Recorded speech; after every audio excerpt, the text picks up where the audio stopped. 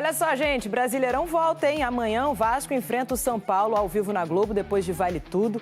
E é briga por posição na tabela. Quem tem mais detalhes pra gente é a minha xará, Débora Carvalho.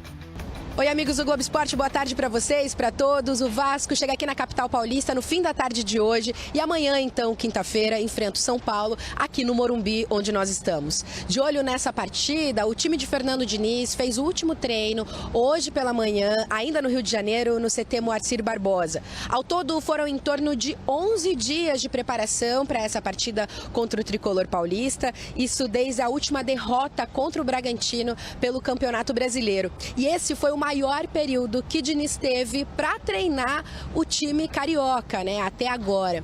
O Vasco vem em busca da primeira vitória fora de casa no campeonato. Jogando longe do Rio de Janeiro, foram 5 derrotas em 5 jogos e tenta pontuar para não voltar para a zona do rebaixamento. Além disso, o Vasco também tenta quebrar um tabu, viu? Porque a última vez que o Vasco venceu do São Paulo, longe do Rio de Janeiro, foi em julho de 2012, ou seja, há quase 13 anos. A partir de amanhã, quinta-feira, às 9h30 da noite, a gente volta com vocês. Como é que tá o Vascão para esse jogão contra o São Paulo lá no Morumbi? A boa notícia, Me dá uma boa notícia do Vasco. É que o Ryan voltou já, realizou o treinamento depois de ter ficado com a seleção. Isso é bola, sub-20. isso é bola, boa notícia mesmo. Para mim é o melhor jogador com o Fernando Diniz nesse momento, então ele vai para a partida contra o São Paulo. O Vasco também não tem tantos desfalques assim, é uma equipe que vai praticamente completa. E é entender como é que o Fernando Diniz usou esse tempo todo, porque ele teve aí 10 dias para treinar a equipe, recuperar atletas, conseguir implantar um pouco do estilo de jogo dele e descansar, que é alguma coisa que todos os times do futebol brasileiro, ou a maioria deles, ainda mais que estão em 3 competições, não estão conseguindo fazer. O descanso para mim é muito importante, uma característica do Diniz é que ele não se importa muito com esse negócio de campo de jogo, ele mantém o método dele e vai jogar com a coragem para tentar vencer o São Paulo fora de casa. E a tabela, ela grita porque o Vasco precisa pontuar. Eu acho que sair do Morumbi, pelo menos com um ponto, já seria um resultado positivo. O time nenhuma diferença. A zaga que vinha sendo, que estava com desfalques, pode sendo ser modificada. Pode ser que o Lemos receba uma oportunidade, até pela fase do João Vitor, tá? João Vitor não vive uma boa fase, assim, é um cara que oscila muito, alterna entre bons jogos e jogos muito ruins, sempre participando de momentos também ruins, de lance de gol do adversário, tá lá o João Vitor. O outro que também tem sofrido com isso é um pouco o Lucas Piton. Então, assim, eu acho que o Lemos é um jogador que pode aparecer aí até pela saída de bola do Fernando Diniz. Eu quero o palpite do Venê. São Paulo e Vasco no Morumbi, Venê. Lá no Teu Morumbi. palpite, você tá muito calmo. Vou botar uma lenha aqui. Teu placar, o palpite. Da sinceridade ou da amizade? Quer dar moral pro Vascão? Quer ser assim? Não, eu vou ser sincero. São Paulo, eu quero sinceridade. Quando você me perguntou um placar palpite. que me veio à cabeça, 1-1. Bom, hein, Pedro? Sabe por quê? 1-1 no E aí eu vou Morumba, justificar.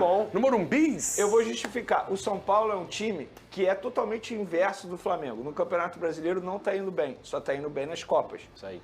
E o São Paulo não está vivendo um bom momento no Campeonato Brasileiro.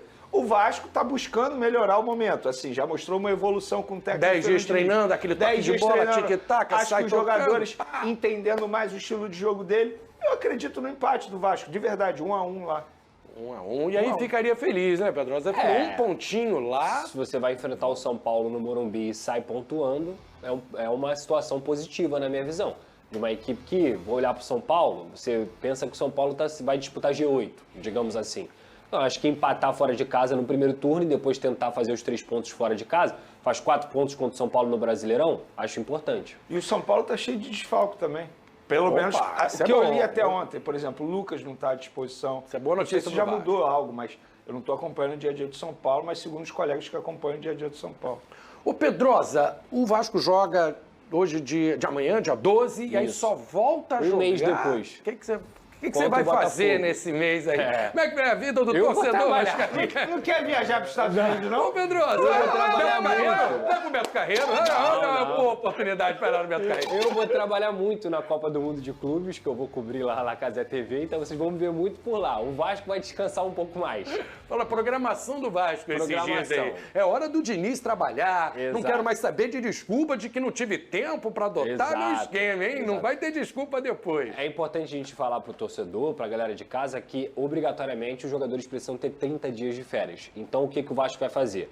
Vai treinar 20 dias e vai dar 10 dias de férias nesse período para os jogadores. E depois, no final do ano, vai dar mais 20 dias para cumprir as leis trabalhistas, que todo mundo merece ter um pouquinho de descanso. Então o Vasco vai, nessa intertemporada, treinar 20 dias e descansar 10 dias. A boa notícia é que o Estrela e o David, que são jogadores que sofreram com lesões no joelho, eles já estão em processo de recondicionamento físico, treinando na transição com o grupo também, e pode ser que eles estejam à disposição no mês de julho para o Vasco da Gama. Lembrando que a primeira partida, quando o Vasco voltar, é contra o Botafogo, dia 12 de julho, e depois já começa a primeira partida contra o Independente Del Valle, fora de casa, pelos playoffs da Sul-Americana.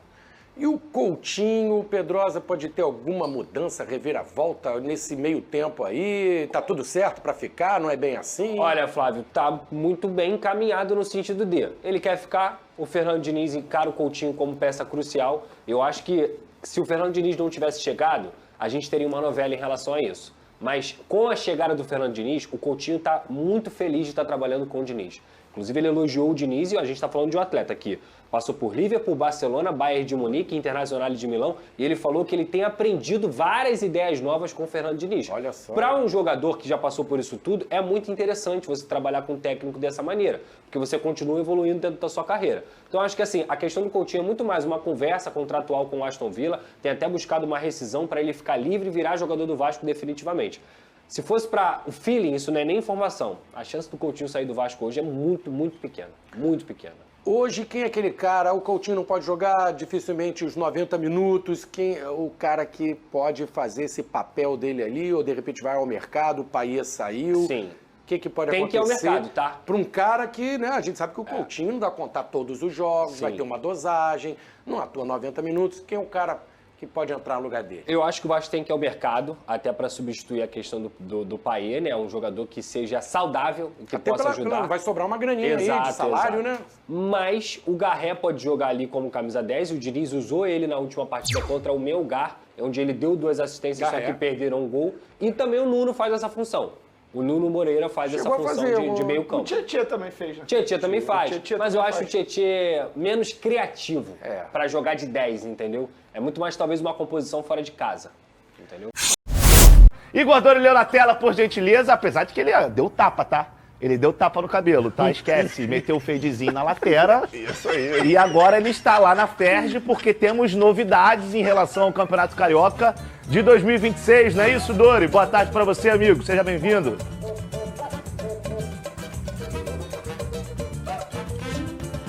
Boa tarde, Flávio. Eu já estava preocupado, achando que você ia falar algo em relação a casamento. Aí seria um pouquinho pior, mas tá bom. Em relação à aparência, ao corte de cabelo, fica mais fácil. Boa tarde para você, boa tarde, Bocão, Fernandão, a todos que nos acompanham nos Donos da Bola. Pois é, a gente está aqui na sede da Federação de Futebol do Estado do Rio de Janeiro. Terminou agorinha o Conselho Arbitral do Campeonato Carioca de 2026, faltando mais de 7 meses para o início do torneio. Algumas decisões importantes já foram tomadas por aqui. A principal delas foi a diminuição do número de jogos. Serão 10 datas, 5 a menos que nessa temporada. Com isso, o campeonato tem o início previsto para o dia 21 de janeiro, 30 dias após o fim do Brasileirão. Com isso, o tempo de pré-temporada será maior para os clubes. Os presidentes, representantes que estiveram por aqui, elogiaram essa decisão da federação, se adequando, então, a uma exigência feita pelo presidente da CBF, Samir Chaldi. O Luiz Eduardo Batista, o BAP, representou o Flamengo aqui na reunião, o presidente. O Carlos Amodeu,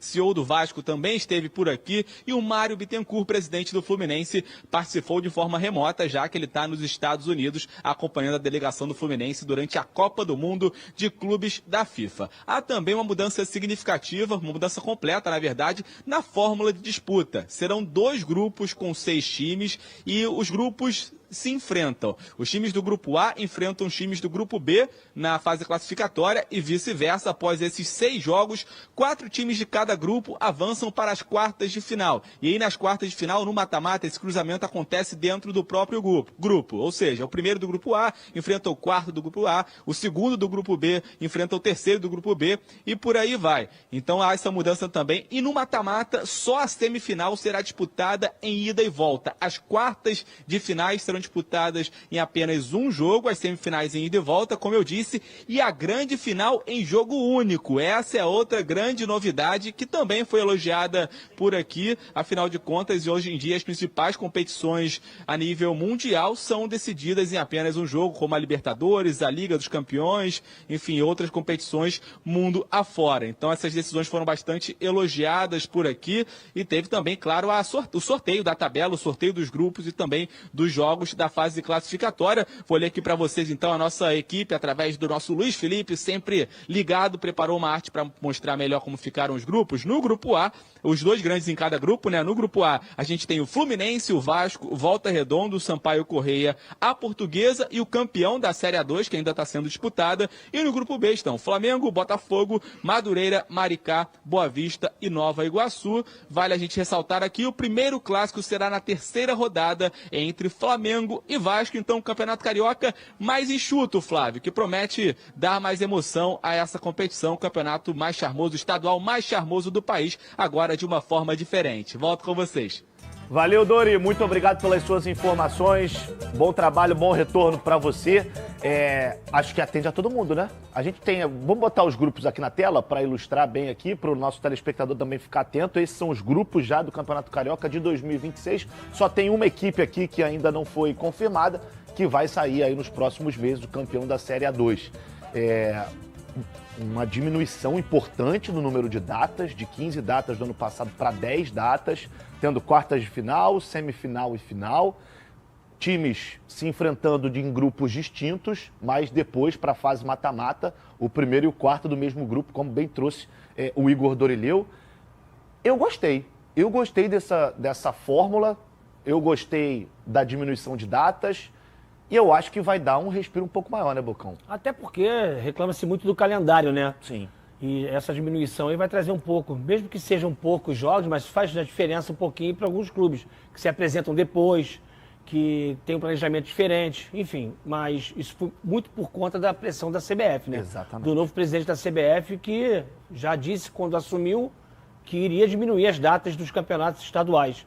Não só no Rio de Janeiro, me parece, que acho que no Brasil inteiro. No Brasil inteiro. Ele vai... Isso é bom. Gostei do formato também.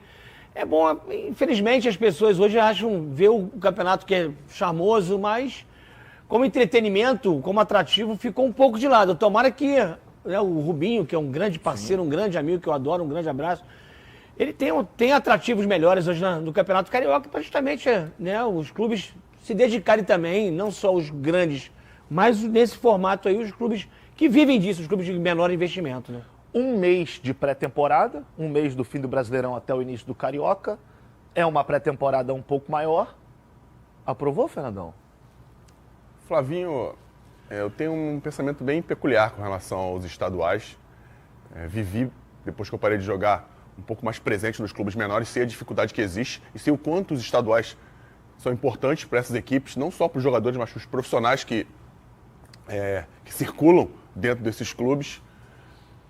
Pode ser necessário por causa do grande calendário que existe no futebol brasileiro, mas que a CBF, tendo feito essa pressão, que encontre algumas soluções, né, para essas equipes que consigam ter um campeonato regional entre si, em que consigam jogar e no final façam alguma coisa mais nacional. Eu não tenho a receita do bolo, até porque eu não ganho para isso, mas os caras estão lá dentro para fazer esse tipo de trabalho, até porque é desse garimpo nacional de estaduais que vem grandes jogadores também. Se a gente conseguir ter uma ideia bem clara de como poder reutilizá-los, né, da melhor forma possível, esses clubes, até para os profissionais que estão ali trabalhando, enfim, a gente vai seguir por um caminho bem interessante. É isso aí, vamos torcer para que tudo funcione da melhor maneira possível. Pelo menos já temos essa definição, essa boa notícia da diminuição de jogos dos campeonatos estaduais. Bora falar agora sobre o Vasco para repercutir uma especulação das redes sociais. Tem muito torcedor do Vasco acreditando que a chegada de Admar Lopes como novo diretor executivo de futebol pode ajudar o Vasco na venda da SAF do clube. Isso porque o Admar Lopes tem excelente relação com o bilionário Gerard Lopes. Esse cara é um magnata de Luxemburgo, também tem cidadania espanhola e foi proprietário do Boa Vista e do Bordeaux, times onde o Admar Lopes trabalhou. A interpretação de muitos vascaínos é de que o Vasco contrata esse executivo de futebol tentando se aproximar do Gerard, para que o clube pudesse ser vendido. Mas é importante lembrar que sob o comando do Gerard Lopes, O Bordeaux, um dos clubes mais tradicionais da França, foi rebaixado para a 4ª divisão, tudo por causa de irregularidades financeiras descobertas por autoridades francesas. Você, vascaíno, depois de tudo que você presenciou e vivenciou com a 777, quer ser comprado por alguém que pode ter até bastante dinheiro, mas fez com que um clube tradicional como o Bordeaux fosse rebaixado para a 4ª divisão, eu acho que o Vasco não precisa disso. E o Admar tem currículo suficientemente bom para fazer um bom trabalho. Gosto dessa experiência e dessa troca de know-how com gente de fora, até porque o Vasco e o mercado de executivos de futebol no Brasil não pareciam dos mais promissores. Se é Vasco, tá na colina.